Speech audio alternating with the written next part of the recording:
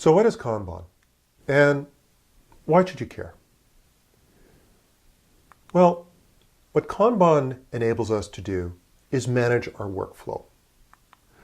By using kanban, we can make problems in our workflow visible. But we can go further than that. We can actually manage our workflow to minimize work in progress and to maximize our ability to get things done. Our goal, if we're adopting a lean philosophy, is to minimize the time that it takes us to go from concept to cash, to get something done. Not to create a lot of work in progress, because that introduces delays. Rather, it's to focus on getting something done. Now, this involves sort of this counterintuitive notion that to actually get more things done, we have to start fewer things. Sometimes you might hear people saying we have to do less to get more done. And it kind of feels a bit backwards, but consider, for example, an everyday case here. A freeway. As you start to pile more and more cars onto a freeway, the whole system starts to slow down until it literally becomes a parking lot. So you've got a lot of work in progress, and none of it's going anywhere. So how do you cope with this? How do you handle this problem? Well, most cities, what they do is they adopt these ramp signals. So what the ramp signals do is they limit the cars that can get onto the highway. So while this will introduce momentary delays for individual cars, the overall flow through the system is optimized. So effectively what we're arguing for here is to manage the workflow. It's not, therefore, how busy the servers are. It's not how much work can we pile up on individual people and keep them 100% busy.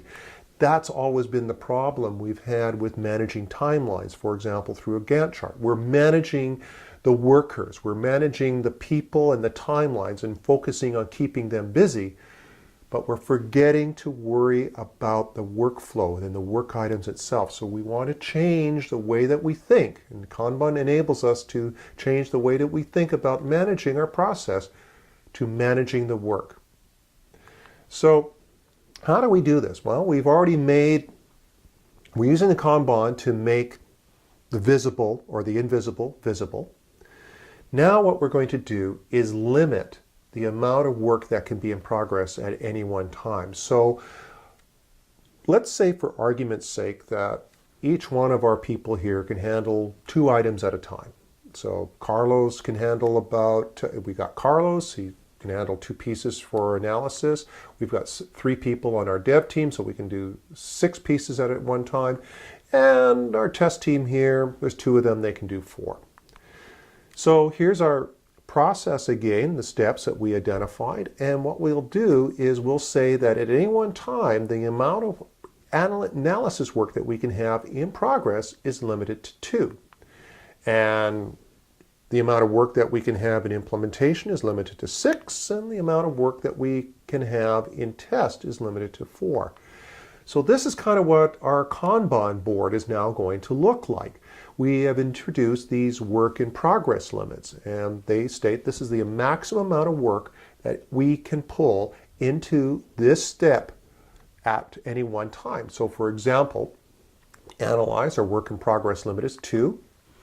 Implementation is 6, and test is 4. So let's see a little bit how this might work and how we manage using the work in progress limits. We're able to manage our workflow. So here we're starting off, and let's see. Carlos is our business analyst there, and he's got nothing in progress right now. His work in progress limit is 2. So we'll say his load is 0. And now Lawrence, our product manager, says, well, can you take this item? And so Carlos says, yeah, I can do that. And he pulls it in. Now, Lawrence says, well, can you take my next highest priority item, this green piece of work? Carlos looks at his work in progress, limits, it's 2, he's loaded up to 1. Yeah, sure, I can take that. So he pulls it in. Now Lawrence says, well, this is good. Can you take the red one? And Carlos looks at his board there and goes, well, my load is 2, my work in progress limit is 2. I can't. I'm at my max. The way that we analyzed our workflow said at most I should have 2 pieces of work in progress at any one time. To take on more is simply going to slow down the whole process. So he says, no. Lawrence insists, come on, this is really important work. But if Lawrence is on board with this, he will understand that to have Carlos pull more work in, while it may seem that Carlos is really, really busy, it's just we're creating delays. So Carlos stands firm here and says, no, I'm at my limit now, 2 pieces of work. So he declines. Now, Carlos has been working, he's finished the blue item there, and at that point now, let's see, our dev team, they can take up to 6 items. Their work in progress limit is 6. Their load is 0, so they can clearly pull that ready piece of work in.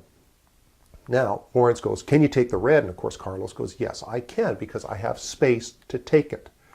So now Carlos again is at his maximum.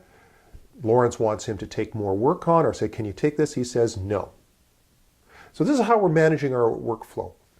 Now, time passes. Carlos has been busy. He's got 2 items in progress. Our dev team is fully loaded. You can see their work in progress limit is 6. They're loaded up to 6 items, so they're busy working on 6 pieces of work there. Carlos is now finished. Notice that the green and red items, are finished. And Lawrence is thinking, well, this is great. You're finished those work items. Can you now take on this yellow one? And Carlos says, no, I can't. Now, why is that? Because it would seem that, well, he's finished those, so he's now sitting idle. But the reality is, if he took on that yellow item, he would go over his work in progress limit. The other 2 work items are still sitting in his state because implementation is unable to pull work and clear his work state. In other words, to pull work from his work state and reduce his load. Therefore, he stops the whole system because all it would be doing then, if he were to actually take on that additional work, he would be creating more work in progress. So Carlos doesn't start any more work because all we would do is create WIP, and we've already argued that by creating more work in progress, WIP, we are effectively increasing cycle time because we're introducing delay. So the work items take longer to get through the system, and therefore we're creating waste, right? Focusing on keeping Carlos busy is, again, focusing on the worker, not the workflow. Now, does Carlos just sort of sit there and wait for his colleagues to clear and, he does his nails or something? Well, no. I mean, one of the things that's entirely possible, look what we've done with the look what we've done here with the kanban board. We're making the problems visible. And so maybe Carlos would say, well, I was a good developer at one time. I'll help, or I'll help out the dev team. I'll help the implementation team. Maybe we can be able to clear their backlog. Or the test team, look at these guys, right? Their work in progress limit was 4, their load was 2. They're going, my goodness, the implementation team needs help. We've got lots of, we're not operating at our maximum. Let's help them. Let's help them clear some of their work so we can get the flow going again. So the Kanban board not only makes the problem areas visible such that the team can maybe help each other out, we minimize the problems from occurring in the first place by limiting the work in progress limits so that we minimize the delay of getting something from concept to cash. So our focus is on how fast can we get product out the door rather than how busy are we keeping the servers. So remember, Kanban is about enabling flow, about focusing on the workflow. How do we manage our workflow such that we minimize the time that it takes to go from concept to cash?